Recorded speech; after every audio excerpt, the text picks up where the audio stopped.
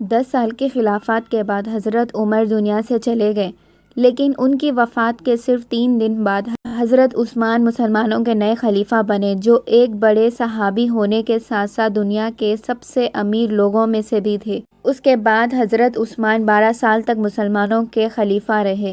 اس دوران انہوں نے مسلمانوں کو ایک قرآن پر یونائٹ کیا، اسلام کی پہلی سینچری بنائی، مکہ اور مدینہ کے مسجدوں کو ایکسپینڈ کیا، جو آج تک جاری ہے۔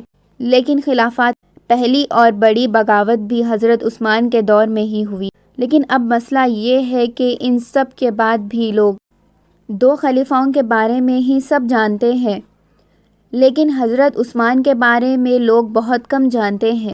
حالانکہ حضرت عثمان کی کہانی بہت ہی انسپائرنگ ہے، کیونکہ حضرت عثمان خلیفہ بننے سے بہت سال پہلے مکے کے کسی عام گھر میں نہیں، بلکہ مکے کے سب سے رچ خاندان بنو امیہ میں پیدا ہوئے تھے۔ ان کے والد عفان کا مکے میں کپڑوں کا بہت بڑا بزنس تھا، جو مکے سے لے کر رومن اور یمن تک پھیلا ہوا تھا۔ لیکن اچانک ایک دن جب حضرت عثمان کی ایج بہت کم تھی، ان کے والد عفان ایک سفر سے واپس آتے ہوئے وفات پا گئے۔ وفات ہونے سے پہلے عفان کے صرف 2 ہی بچے تھے، بیٹا عثمان اور بیٹی آمنہ۔ اسلام سے پہلے عرب کا سسٹم یہ تھا کہ باپ کے مرنے کے بعد سارا مال اس کے بیٹے کو مل جاتا تھا، بیٹیوں کو کچھ نہیں ملتا تھا۔ اس لیے آف کورس عفان کا پورا بزنس اور مال کم عمر میں ہی حضرت عثمان کو مل گیا۔ اسی وجہ سے چھوٹی سی ایج میں ہی حضرت عثمان مکے کے سب سے امیر لوگوں میں شامل ہو گئے۔ مکے کے جوان لڑکے حضرت عثمان کو اپنا رول ماڈل سمجھنے لگے۔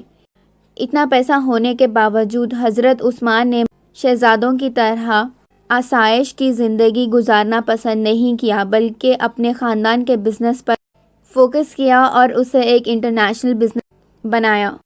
اسی بزنس کی وجہ سے حضرت عثمان مکے میں اتنے فیمس ہو گئے کہ مکے کے مائیں اپنے بچوں سے کہتی تھی، میں تم سے اتنی محبت کرتی ہوں جتنی قریش عثمان سے کرتے ہیں۔ جب حضرت عثمان اپنے کپڑوں کا بزنس کر رہے تھے، اسی وقت ایک اور شخص کا بزنس بھی تیزی سے گرو کر رہا تھا، حضرت ابو بکر۔ یہیں سے ان 2 عظیم صحابہ کی دوستی شروع ہوئی۔ جب حضرت عثمان کا بزنس اپنی پیک پر تھا، اسی وقت مکے کے ایک گھر میں آپ صلی اللہ علیہ وسلم پر پہلی وحی نازل ہوئی۔ آپ صلی اللہ علیہ وسلم کے گھر والوں کے بعد سب سے پہلے اسلام حضرت ابو بکر نے قبول کیا۔ اسلام قبول کرتے ہی وہ اپنے دوست حضرت عثمان کے پاس گئے اور انہیں بھی اسلام کی طرف بلایا۔ حضرت عثمان، جنہیں مکے کے جوان اپنا رول ماڈل سمجھتے تھے، ان کا اسلام قبول کر لیا۔ مکے کے لیے اور ایک خاص طور پر ان کے بنو امیہ کے لیے ایک بڑا جھٹکا تھا، کیونکہ سب کو پتا تھا کہ اب مسلمانوں کو پیسے کی کمی نہیں رہے گی۔ حضرت عثمان بنو امیہ کے پہلے اور اکیلے شخص جنہوں نے اپنے خاندان کے خلاف جا کر اسلام قبول کیا۔ جب آپ صلی اللہ علیہ وسلم لوگوں کو اسلام کی طرف دعوت دینے لگے تو لوگ سمجھنے لگے کہ یہ سب کچھ صرف اپنے خاندان بنو ہاشمی کو پروموٹ کرنے کے لیے ہے۔ لوگ اسلام کو صرف ایک قبیلے کا مذہب سمجھتے تھے۔ قرآن کی ایک سورت نازل ہوئی، سورہ ماساد، جس میں اللہ نے مکے کے سب لوگوں کو چھوڑ کر صرف آپ صلی اللہ علیہ وسلم کے چاچا ابو لہب اور ان کی بیوی کے لیے سخت الفاظ استعمال کیے، تاکہ سب کو سمجھ آئے کہ اسلام کسی خاندان کے لیے نہیں بلکہ پوری دنیا کے لیے ہے۔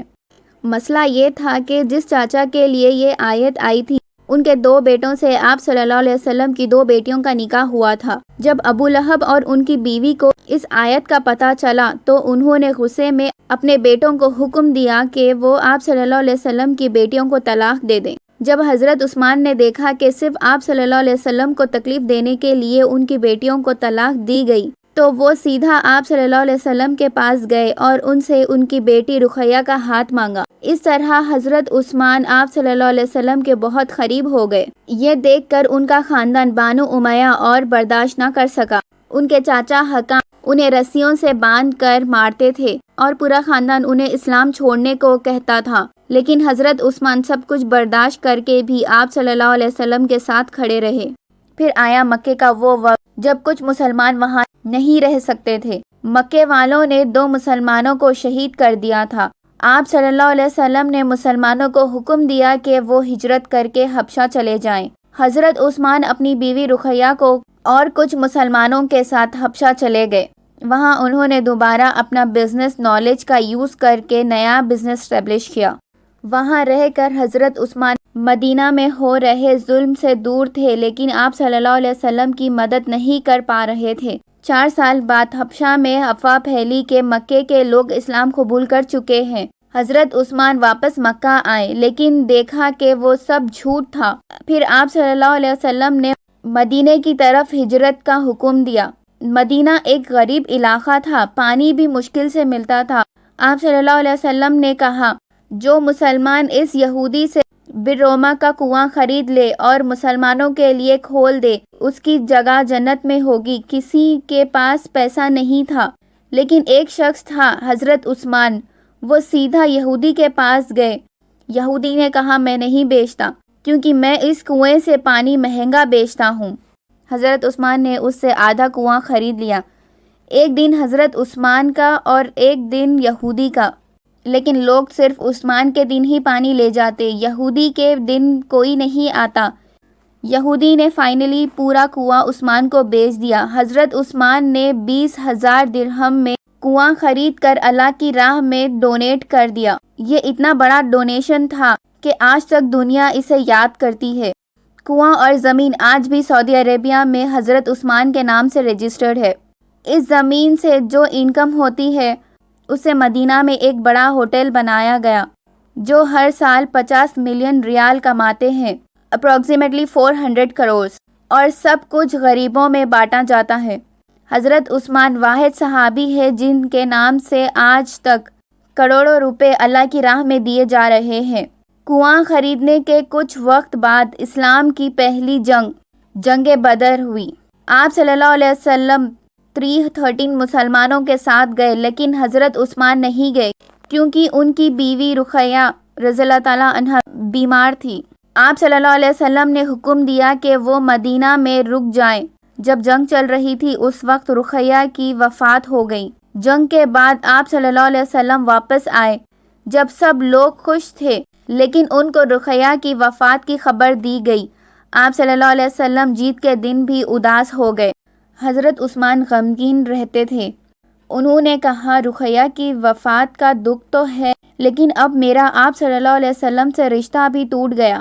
یہ سن کر آپ صلی اللہ علیہ وسلم نے اپنی دوسری بیٹی کا نکاح حضرت عثمان سے کر دیا۔ اسی وجہ سے ان کا لقب ہوا ذو النورین، 2 نوروں والا۔ بدر ایک ایسی جنگ تھی جس میں حضرت عثمان شامل نہیں ہوئے۔ اس کے بعد وہ ہر جنگ، احد، خندق میں شامل رہے، اور آیا حضرت عثمان کی زندگی کا سب سے امپورٹنٹ ایونٹ۔ جب خندق کے بعد مسلمان عمرے کے لیے مکہ جا رہے تھے، جب وہ مکے کے قریب پہنچے، آپ صلی اللہ علیہ وسلم نے حضرت عمر کو ابو سفیان سے بات کرنے بھیجنے کا کہا، آپ میری جگہ حضرت عثمان کو بھیج دیں۔ آپ صلی اللہ علیہ وسلم کو یہ بات پسند آئی اور انہوں نے یہ امپورٹنٹ ڈیل کے لیے حضرت عثمان کو بھیج دیا۔ اب جب حضرت عثمان مکہ گئے تو لوگوں نے ان کو گرفتار کر لیا اور ایک افواہ پھیل گئی کہ ان کو شہید کر دیا گیا۔ یہ خبر آپ صلی اللہ علیہ وسلم تک پہنچی تو آپ نے ترنت سب صحابہ کو بلایا اور ایک پیڑ لے کر کہا، یہ ہاتھ عثمان کا ہاتھ ہے اور میں اللہ کے لیے اس سے وفاداری کا عہد کرتا ہوں۔ اس بیعت کو کہا جاتا ہے بیعت رضوان۔ اللہ نے قرآن میں اس کا ذکر کیا، یعنی اللہ راضی ہو گیا ان مومنوں سے جو پیڑ کے نیچے آپ سے بیعت کر رہے تھے۔ تھوڑی دیر بعد پتہ چلا کہ حضرت عثمان شہید نہیں ہوئے اور وہ سلامت ہے۔ پھر قریش نے صلح کرنا منظور کر لیا۔ اس صلح کو کہا جاتا ہے صلح حدیبیہ۔ یہ صلح ظاہری طور پر مسلمانوں کے حق میں نہیں لگ رہی تھی، لیکن یہ اسلام کے لیے ایک عظیم فتح تھی۔ حضرت عمر پہلے اس صلح سے اختلاف تھا، لیکن بعد میں جب قرآن کی آیت آئی تب ان کا دل مطمئن ہو گیا۔ اس کے بعد جب مکہ فتح ہوا تو حضرت ابوبکر اور عمر دونوں آپ صلی اللہ علیہ وسلم کے ساتھ تھے۔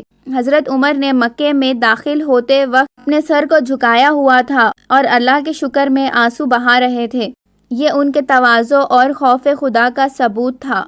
حضرت ابوبکر کی وفات کے بعد ان کی وصیت پر مسلمانوں نے حضرت عمر کو خلیفہ بنایا۔ ان کا دور خلافت 10 سال سے زیادہ چلا۔ ان کے دور میں اسلامی سلطنت رومن اور ایران تک پھیل گئی، لیکن ان کا انصاف، ان کی سادگی اور تقویٰ ان کی سب سے بڑی پہچان تھی۔ ان کے خوف کا یہ عمل تھا کہ اگر کوئی کتا بھی بھوکا مر گیا تو وہ کہتے عمر ذمہ دار ہوگا۔ ان کے وقت میں ہر شہر میں قاضی، ہر علاقے میں گورنر اور ہر لشکر کے ساتھ افسر تھا۔ انہوں نے بیت المال کا نظام بنایا، سڑکیں بنائی، پل بنائے اور لوگوں کی رہائی اور صحت کا بھی خیال رکھا۔ ایک روز جب فجر کی نماز پڑھانے مسجد گئے تو ایک ماجوسی فائر ورشپر نے ان پر چھریوں سے وار کیا۔ حضرت عمر نے زخمی حالات میں نماز مکمل کی، پھر کہا، اگر میری موت اللہ کے راستے میں ہوتی ہے تو یہ میرے لیے فخر کی بات ہے۔ کچھ دن بعد حضرت عمر نے دنیا سے رخصت کیا۔ ان کا مقبرہ آپ صلی اللہ علیہ وسلم اور حضرت ابوبکر کے پاس ہے، مدینے میں مسجد نبوی کے اندر۔